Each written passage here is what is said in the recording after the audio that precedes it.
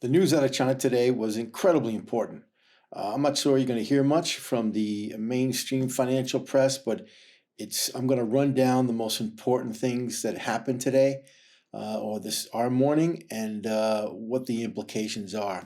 So today, China held the opening day of their Communist Party Congress. This is the kind of thing they do to sort of anticipate the big meeting, which comes in March, was the parliamentary meeting, which is when everything gets approved, the Xi's appointment, and also the new 5-year plan. They do a new 5-year plan every year, believe it or not. But anyway, so this is a week-long thing that happened. Today was the opening, and the reason it was important, Xi made a speech. I don't know if any of you've heard, but he's been kind of laying low recently. I think there's a number of reasons behind that, which I'll go into, and I think there's been a lot of behind the scenes negotiating. The economy isn't going well. I think he's under pressure, but he's certainly going to stay in power. So the Communist Party, basically the CCP, is about 100 million members. All right, this is versus the population of 1.2, 1.3 billion people. So it's a very small amount of people that are actually part of the Communist Party. But who runs the Communist Party is only 200. 200 Central Committee members run the Communist Party. Out of that, there's a Politburo of 25 officials and then a 7-member standing committee. So there's a very small amount of people dictating everything for a population of 1.2 billion people. So it's pretty amazing. And by the way, as you know, this is a communist government, so they have complete control. Okay, absolute complete control. There's no voting, there's no Congress, there's no one arguing back and forth. It is whatever comes out of this committee goes. Okay, and end of story. And now that Xi's in power, he's going to be running this. Now, I mentioned there's been some back and forth on this. Look, he's under a lot of pressure. The economy has collapsed. Okay, this is not good. This COVID policy, which I'll go into later, hasn't worked. They're not going to go away from it. They're afraid to go away from it, but he's under a lot of pressure. And one of the things there was an article in the journal today about Xi having all this power and he's reigned supreme, which is true, but the author of the article, the writer of the article, just failed to understand what's going on in China. I mean, Xi has power, yes, but he has had to give a lot of givebacks. Okay, there's been a lot of corruption. He's been cracking down on the corruption, but the powers that be told him, if you want to stay in party, you're going to have to ease up. So he's had to ease up, and he's going to ease up on a lot of the corruption issues, putting people in jail, disappearing people, both at the Communist Party level and also in the business level. So that's one of the givebacks. So if he wanted to stay in power, he's going to have to ease up on all this corruption. I don't know if that's good, bad. Certainly, Xi's not the greatest guy out there to run the Communist Party. He's a hardliner, and cracking down on corruption is very positive. But he's a megalomaniac right now. So anything to contain his power is actually a good thing. So again, in March they're going to vote. He's going to get his power. It's a fait accompli, as they say. But he's had to give back some things. I just want to mention, I'm going to mention some of the important parts of this, but one of the most important parts of this is this COVID policy. And according to the speech, nothing's going to change, or nothing's radically going to change. They claim now that they can test 1 billion people per day. Let me say that again.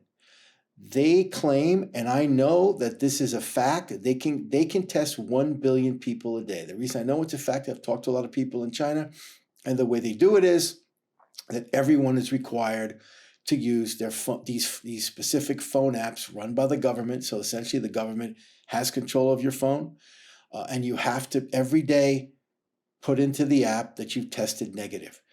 Now, can they check it? Sure, they can check it, because you have to go in and you have to get these tests. They've distributed, billions of tests. I mean, literally tens of billions of tests throughout the country. You've got to purchase it from an authorized dealer, and then you've got to every day, if you're under one of these regimes, let's say if you're one of these, if there's a COVID outbreak, they're going to require you to test every single day. So obviously, starting from day one, not 1 billion people are going to test, but they have the capacity to test if it breaks out crazy. If at the end of the day, 1 billion people a day, which is Absolutely incredible. But again, they're infringing on the people because with these apps, they control the phones, they control everything. So let's go through some of the key factors today. Let's just start with something that's really important to everyone here in the U.S. And also which is really important to China, which is pollution.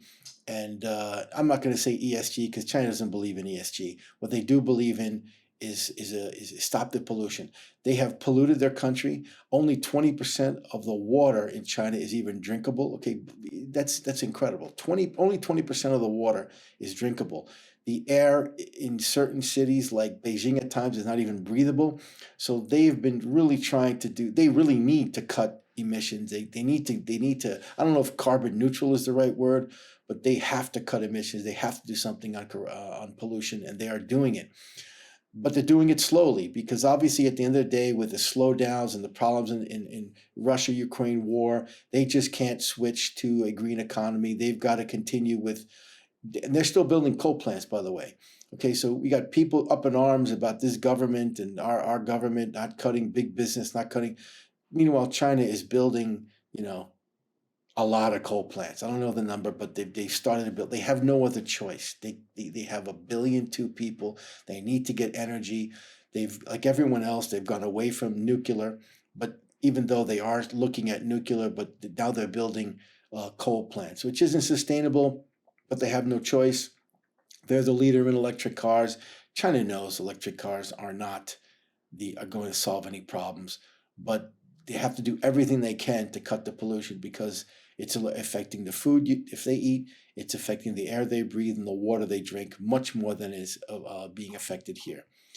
The second thing that they want to, they're gonna talk about is the military, right? So obviously China's goal is to have a power military.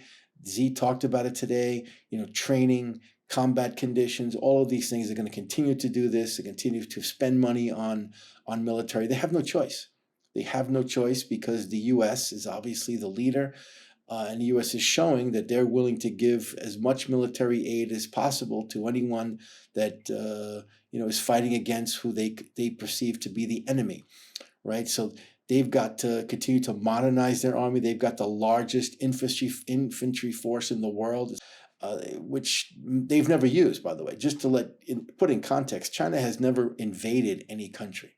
All right, I'm going to repeat that. China has never invaded any country. China has no interest in invading any countries, okay? Despite what you might see, except with the exception of Taiwan, and obviously what happened in Tibet, China will not invade anyone. They have no interest in doing it. They don't have a history of doing it. What they want is the resources because, and I'm going to repeat this again, the biggest fear or the biggest threat to China is not Taiwan, it's not the US, it's not the Russia, it's not anybody, it's their own people. Okay, they have a history that goes back thousands of years. It's a violent history, internal violent history. So Chinese government, the CCP's biggest fear is their own people and social unrest. So a lot of this military spending is obviously to deter social unrest, but they're going to continue to spend a lot of money on the military, and that's not going to end. Okay, he mentioned about technology. We know that they've cracked down on the tech industry. I mean, you have Congress, making negative comments about Twitter and about Facebook. Man, it's nothing compared to what's happened. China literally has really neutralized and taken down the leaders of these tech industries. They've destroyed, $1 trillion of market value. Alibaba, Tencent, all these big Chinese technology companies. Jack Ma disappeared for a while. He's back, but he's been completely subdued. And so this crackdown is basically ended, right? So they want to focus on innovation. They want to obviously compete with the U.S. The government showed their strength by cracking down. The tech industry now, they're showing signs. They're going to allow the tech industry to start rising again. So that could be an interesting opportunity if the Chinese government lays off the tech industry. You're going to see that industry begin to move in the right direction.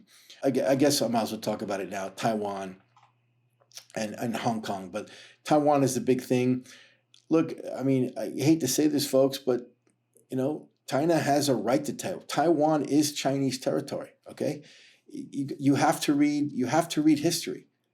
I am not a China CCP bull. I believe Taiwan at this point we should, obviously defend Taiwan. Taiwan needs to be independent, but it's their territory. Okay, you read history. Chiang Kai-shek and the nationals, got on boats, got on planes, went over to Taiwan and said, "Boom, this is our country. It's a new country. We want independence." And China knows that it's their territory. The people of China, even the people, the common people who are not really, behind the scenes, not really supporting the CCP and all their actions, they believe that Taiwan is part of their territory. And at some point, and Z mentioned, the next decade, that means 10 years, they're going to take it. And end of story. Like they took Hong Kong. The British made a dumb thing by signing over Hong Kong to China. They didn't have to, but they did. And boom, China took it over, and Hong Kong is no more.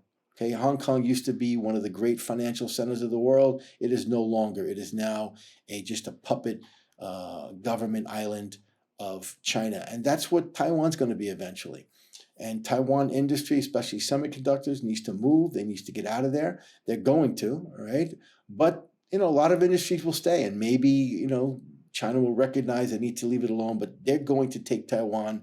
I don't think in the short term, obviously with their financial conditions, but certainly they're going to do it. Finally, talking about the economy, that's the biggest problem with China right now. That's why Xi had to give back some things to get his ultimate power for his third term. I really can't stress enough that the economy is in shambles. Okay, it is in shambles due to the collapse of the real estate industry. The real estate industry in China has been the engine of growth for 25 years. It is the only thing that China has used to grow, and they've been very successful at growing their country with the manipulation and the use of real estate. End of story. It's created, billionaires, tons of wealth, tons of growth for the economy, tons of wealth for China, but that industry has collapsed. And it started a couple of years ago with Evergrande, and the contagion has spread. It's widespread right now. You can see there's just most of these real estate development companies. They're basically on the edge of bankruptcy. People are not paying their mortgages. The banks are not supplying them with the funds they used to. So they've got major issues, which obviously means that the Chinese economy has got serious issues. Okay, it used to grow 10+%. Again, the numbers don't mean anything, but it was the fastest growing economy for 20 plus years, 10% plus. They say 3%. Okay, no, so if the Chinese government is sort of indicating 3%, which is sort of what they're indicating and what's the talking heads and what Wall Street believes, and I think they're kind of right, that means China's not growing. Literally, growth has stopped. Okay, it's not going to go on forever, but in the short term, that has incredible consequences for the West, especially the U.S. and others who, companies that have been investing tons in China, use China as an assembly hub, manufacturing hub. This is companies like Apple. This is all the car companies, et cetera, et cetera. So the bottom line is that the economy has slowed to a halt. And even though they may say they grow 3%, it is slowed to a halt. That means consumption is gone to zero, maybe negative. That means even on the manufacturing assembly side, it's slow. Okay, people, there were a lot of jobs, there were a lot of tech jobs, etc. People went away from manufacturing. The Chinese manufacturers have gone to a lot of robots, etc. It's still, fairly cheap, but no longer the low-cost producer. Mexico, Indonesia, Vietnam are much more competitive now than they used to be in terms of China. So China's got some issues there. They've got to work out, but they've got to fix the real estate industry, and they have not done it yet. They've tried to put up incentives a few weeks ago. Looks like it was working for a couple of days, and boom, the Chinese and basically what that means is they need to get the Chinese consumer thinking positively. They need to get the consumer confidence up. It's going to be a challenge. If they do, they'll be able to stabilize the economy with the consumer confidence of the Chinese people. But right now, the consumer confidence in China is way down. The real estate industry is on the brink of disaster. it's not going to go bankrupt. The government's going to come in. The government has a lot. They can print a lot of money. They have a lot of dollars.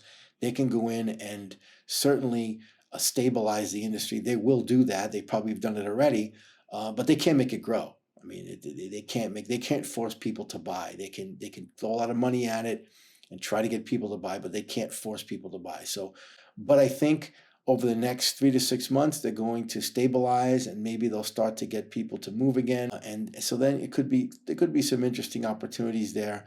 But for now, the bottom line is Z is going to be there till 2027, 2030, whatever the number is. He's solidly in power. He had to give back some power, so he's not as strong as he used to be. And China is, totally driven and sold on this COVID policy. That's also going to be a big drag, but they're sold on it. They think they can, with the testing, they can keep it in control.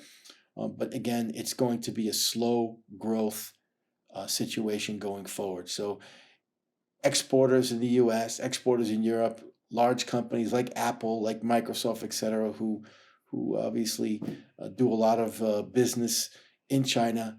And everyone around the world is desperate for this supposed growth coming out of. No one's made money, by the way. Nobody has made any money in China, okay, over time.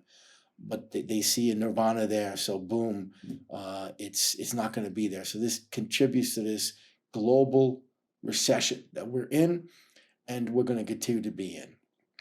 If you like what I had to say, please subscribe, please like, whatever. It's a new thing for me. Hopefully we'll get some more subscribers, but I want to thank everyone over the last few weeks who've been subscribing and watching. And investors, be careful out there.